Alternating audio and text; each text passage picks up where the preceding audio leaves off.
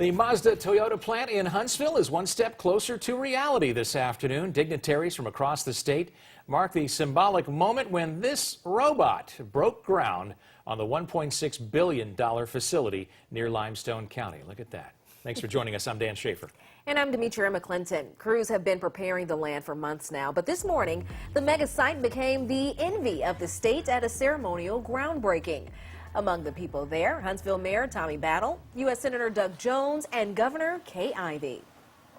We are thrilled that Mazda and Toyota are bringing their joint venture right here to the great state of Alabama. And we'll have 4,000 new jobs for our people, $1.6 billion investment in our great state.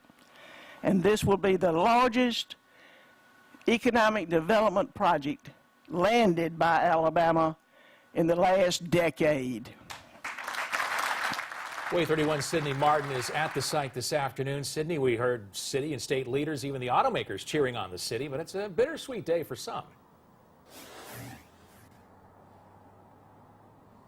Dan Demetria, this plant is considered the largest economic plant in Alabama in a decade. Now, while the entire region will benefit, some people had to give up a lot to make it possible. For automakers like us, a plant feels like home, sweet home. Or in this case, I should say, sweet home, Alabama. Thank you. With the rousing welcome, the Mazda and Toyota corporations tell Huntsville this is their new home. A large portion of the land used to be home to farmer Russ McDonald. The reality of giving up a place that we've been in our family for 80 years and just, made our living off of, it's hard to see it go. McDonald told me he was one of about 12 landowners who sold their property to make way for the new Mazda Toyota manufacturing plant. He knew the land was in a prime spot for development, and he sold and donated about 1,000 acres total on the site. If it can grow cotton, it can grow houses, So it's just, easy to develop. And we knew it was inevitable with the growth of Huntsville.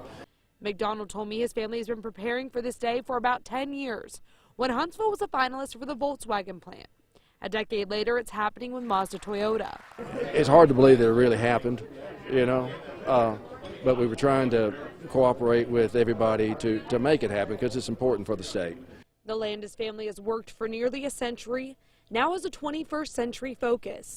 There must be no better place to produce vehicles than Alabama, and I look forward to our first vehicle that will be made in the city of Huntsville and made in Alabama. But it's tough to come out here and see the place.